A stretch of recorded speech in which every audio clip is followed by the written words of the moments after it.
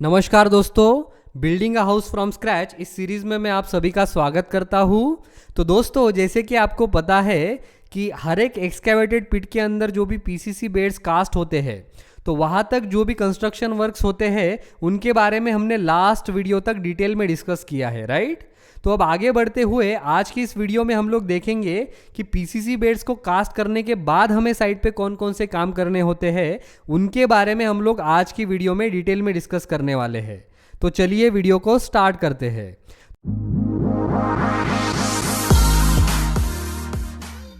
तो दोस्तों, जैसे ही हर एक एक्सकेवेटेड पिट के अंदर पीसीसी बेड्स आप कास्ट कर लेते हो, इमीडिएटली ऑन नेक्स्ट डे आप फुटिंग का काम स्टार्ट कर सकते हो। ऑलराइट, तो वहाँ पे सबसे पहले हर एक फुटिंग के अंदर जो भी स्टील फिक्स होने वाला है, आरसीसी ड्राइंग के अंदर जो भी हर एक फुटिंग के लिए स्टील डिटेल्स दिए हुए होते हैं, उसके अकॉर्डिंग सबसे पहले तो वहाँ पे फिटर्स के द्वारा स्टील मेश बनाई जाती है और उस स्टील मेश को हर एक फुटिंग के जो लोकेशन होते हैं या जो पोजीशन होती है वहाँ पे उस स्टील मेश को रखा जाता है पीसीसी बेड्स के ऊपर। ठीक है, ये सबसे पहला काम साइट पे किया जाता है।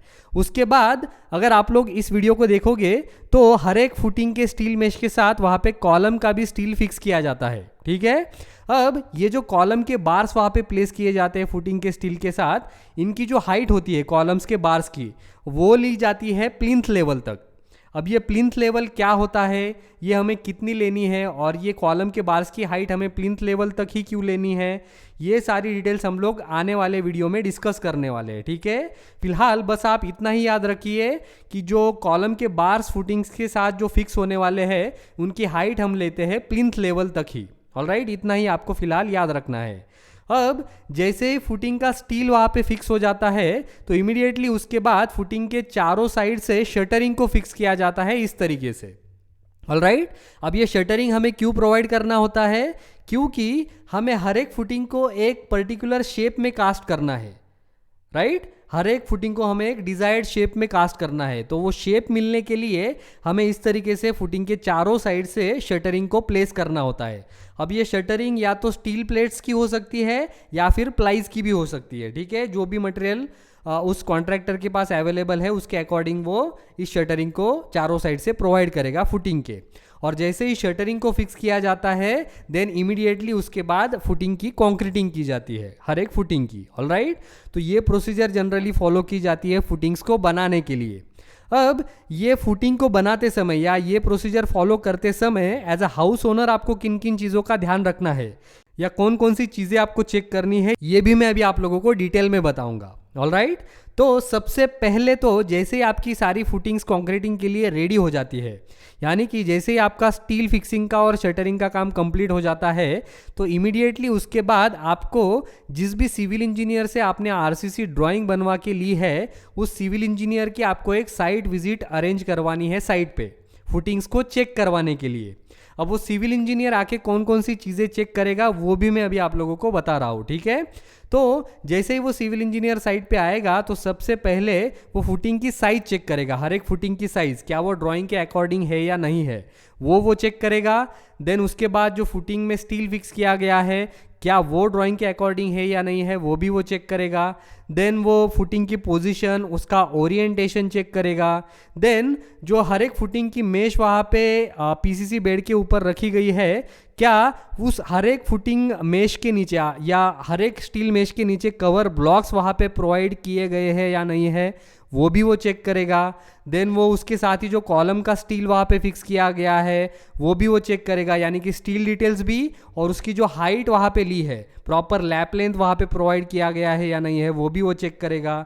अब ये लैप लेंथ क्या होता है ये भी मैं आप लोगों को आने वाले वीडियोज़ में डिटेल में बताने वाला हूँ। ठीक है, तो इतनी सारी चीज़ें वहाँ पे सिविल इंजीनियर चेक करेगा और यहाँ पे इनमें उसको जो जो भी प्रॉब्लम वहाँ पे नज़र आएगा उसको इमीडिएटली वो कॉन्ट्रैक्टर को बोल के वो रेक्टिफाई करवाएगा। ठीक है, और जैसे ही आपको सिविल इंजीनियर ग्रीन सिग्नल देता है उसके बाद ही आपको कॉन्ट्रैक्टर को कॉन्क्रीटिंग के लिए अलाउ करना है। ठीक है, तो सबसे पहले तो आपको ये प्रोसीजर फॉलो करनी है फुटिंग को कास्ट करने से पहले।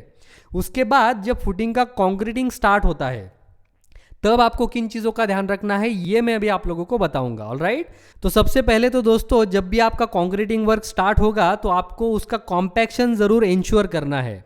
बहुत सारे कॉन्ट्रैक्टर्स क्या करते हैं, डायरेक्टली कॉन्क्रीटिंग कर देते हैं विदाउट कॉम्पैक्शन, जिसकी वजह से उस कॉन्क्रीट के अंदर गैप्स फॉर्म होते हैं या एयर गैप्स वहाँ पे रह जाते हैं, जिसकी वजह से उस कॉन्क्रीट में टोटल स्ट्रेंथ डेवलप नहीं हो पाती, उस कॉन्क्रीट में टोटल ताकत डेवलप नहीं हो पाती है जितनी उसमें डेवलप होनी चाहिए। ठीक है, तो ये अवॉइड करने के लिए, ये प्रॉब्लम अवॉइड करने के लिए आपको कॉन्ट्रैक्टर को हमेशा बोलना है कि या तो with the help of vibrator उसको कॉम्पैक्शन करे फुटिंग के कंक्रीट को, या फिर एटलीस्ट अगर उसके पास वाइब्रेटर अगर अवेलेबल नहीं है तो at least with the help of steel rod या फिर with the help of some wooden rod इस तरीके से टैंपिंग करके एटलीस्ट उसका कॉम्पैक्शन करे, ताकि उसका फुल कॉम्पैक्शन हो और आपको प्रॉपर उसकी स्ट्रेंथ मिले। ठीक है, तो इसका आपको ध्यान रखना है, ये चीज़ आपको चेक करनी है कंक्रीटिंग करवाते समय। उसके साथ ही आपको और एक चीज़ का ध्यान रखना है दोस्तों कि कॉन्ट्रैक्टर को कभी भी डायरेक्टली सॉइल के ऊपर कंक्रीट बनाने के लिए कभी भी अलाउ नहीं करना है। क्योंकि सबसे पहले तो जब भी वो सॉइल पे कंक्रीट मिक्स करेगा तो वो सॉइल भी उस कंक्रीट के साथ वहाँ पे मिक्स होगी, राइट, जिसकी वजह से उसकी स्ट्रेंथ कम हो जाएगी।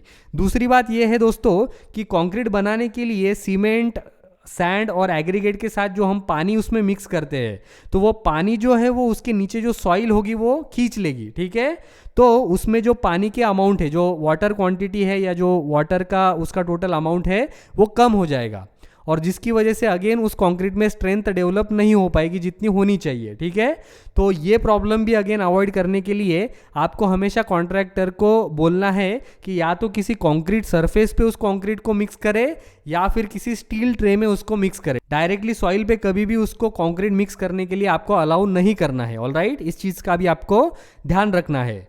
देन अगेन आपको और एक चीज़ का ध्यान रखना है दोस्तों कि फॉर एग्जाम्पल अगर आपको कल फुटिंग्स का कंक्रीटिंग करवाना है तो आपको आज ही उसके एक दिन पहले ही जितना भी मटेरियल उसको लगने वाला है, सैंड, एग्रीगेट, सीमेंट, वाटर, इन सारों का अरेंजमेंट आपको एक दिन पहले ही एडवांस में करवा के रखना है, ताकि आपका काम जो है वो स्मूथली फिनिश हो जाए और काम करवाते समय मटेरियल की वजह से वो काम कहीं भी रुके ना।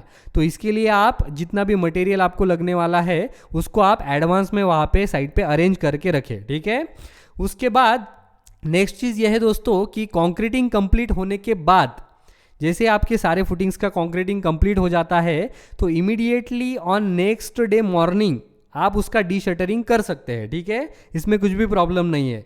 Immediately on next day morning footing की चारों साइड से जो भी शटरिंग वहाँ पे लगाई गई थी कंक्रीटिंग करने से पहले, तो वो शटरिंग आप उसको निकाल सकते हैं, जिसको टेक्निकल लैंग्वेज में कहते हैं डी शटरिंग वर्क। ठीक है, तो ये आप immediately on next day morning कर सकते हो।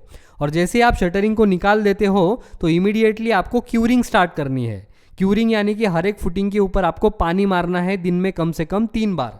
तो आपको इस चीज़ का भी ध्यान रखना है कि कभी भी कंक्रीट का सरफेस ड्राई ना हो पाए। ठीक है, उसमें से अगर वो ड्राई होने का मतलब ये है दोस्तों कि उसमें से पानी कम हो गया है, उसका पानी इवेपोरेट हो गया है। ठीक है, तो ऐसा आपको कभी भी नहीं होने देना है। कंक्रीट में फुल स्ट्रेंथ डेवलप होने के लिए उसको पानी की बहुत ज़रूरत होती है, तो आपको इमीडिएटली उसका क्यूरिंग स्टार्ट करना है उसके डी शटरिंग के बाद।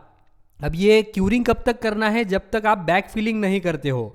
जितने भी गड्ढे हमने बनाए थे फुटिंग को बनाने के लिए, वो गड्ढे के अंदर जब तक हम फिर से वो मिट्टी नहीं भर देते हैं तब तक आपको फुटिंग्स की क्यूरिंग करनी है। ओके, तो इन चीज़ों का आपको ध्यान रखना है फुटिंग का कंक्रीटिंग करते समय भी या करवाने के बाद भी। ऑलराइट, तो ये सबसे पहला काम हमें करना होता है पीसीसी बेड कास्ट करने के बाद। ऑलराइट, जो हमने इस वीडियो में डिस्कस किया है। अब फुटिंग्स को कास्ट करने के बाद हमें साइड पे कौन सा काम करना होता है इसे हम डिस्कस करेंगे नेक्स्ट वीडियो में। ऑलराइट, तो उम्मीद करता हूँ जो भी चीज़ें हमने इस वीडियो के अंदर डिस्कस की है वो आपको समझ में आई होगी, यूजफुल लगी होगी, पसंद आई होगी। तो अगर आपको इस सेशन के अंदर जो भी हमने डिस्कस किया है उसके रिगार्डिंग अगर आपको कोई भी डाउट है, किसी भी प्रकार का अगर डाउट है तो आप नीचे कमेंट बॉक्स में आप आपके डाउट पूछ सकते हो। उसके ऊपर मैं जल्द से जल्द रिप्लाई करने की कोशिश ज़रूर करूँगा। तो अगर ये आपको वीडियो पसंद आया है तो वीडियो को लाइक और शेयर ज़रूर कीजिए और चैनल को भी सब्सक्राइब करना ना भूलें। तो इस वीडियो के लिए इतना ही, मिलते हैं अगले वीडियो में हमारे नेक्स्ट टॉपिक के साथ। तब तक के लिए गुड बाय।